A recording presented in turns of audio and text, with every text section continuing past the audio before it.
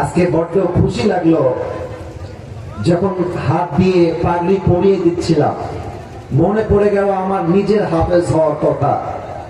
আমি যখন হাফেজ হয়েছিলাম আমার প্রিয় চুয়াডাঙ্গাবাসী, এটা আসলে খুশির জন্য বলছি, আদারওয়াইজ এটা আমি বলতাম না। আমাকে যখন হাফেজ হওয়ার পাগড়ি দেওয়া হয়, আমি 3 থেকে 1 সপ্তাহ এক্স্যাক্টলি, আমার দিনটা মনে নেই যে কত দিন হবে, বাট আনুমানিক 3 থেকে 7 দিন পর্যন্ত ওই পাগড়িটা মাথার থেকে খুলি নাই। অজু যখন করতে যেতাম, খুব সিনসিয়ারলি সাবধান ভাবে খুলে অজু করার যেই একটা সিট থাকে, টাইলস দিয়ে বসার একটা চেয়ার থাকে, ডান পাশে রাখতাম, অথবা মাঝে মাঝে পাগড়িটা জুব্বার এই মাঝখানে রেখে দিয়ে আমি মাথাটা মাসাজ করতাম।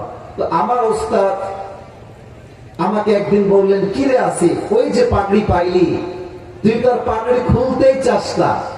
আমি হুজুরকে ওই সময় বলেছিলাম যে হুজুর, এই পাগড়িটা যদিও বা দেখতে অনেক সাধারণ মনে হচ্ছে, বাট এর পেছনে আমার অনেক শ্রম আছে। একটা হাফেজ বোঝে 30টা পারা কোরআন তেলাওয়াত করা কতটা চ্যালেঞ্জ, কতটা ডিফিকাল্ট, কতটা মুশকিল। একটা হাফেজ এটা রিয়েলাইজ করতে পারে।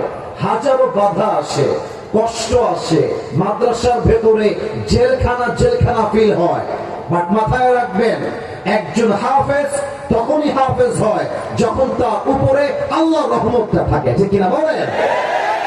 পাগড়িটা আমি খুলি নাই প্রায় 3 থেকে 7 দিন যাব। ইভেন আর একটা কথা শুনলে যুবকরা হয়তো বা খুশি হবেন, মাদ্রাসার ছাত্ররা হয়তো বা মোটিভেট হবে, উদ্বুদ্ধ হবে।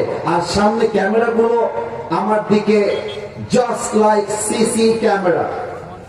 আমি যা বলবো রেকর্ড হবে, এটা আগামীকাল ইউটিউবে, ফেসবুকে ছড়িয়ে যাবে। আমার কোনো মিথ্যা বলার চান্স নেই। এই জন্য যদি আমি মিথ্যা বলে দেই, আগামীকাল ধরা খেয়ে যাবো। কথা ঠিক আছে কিনা বলো সবাই আপনারা?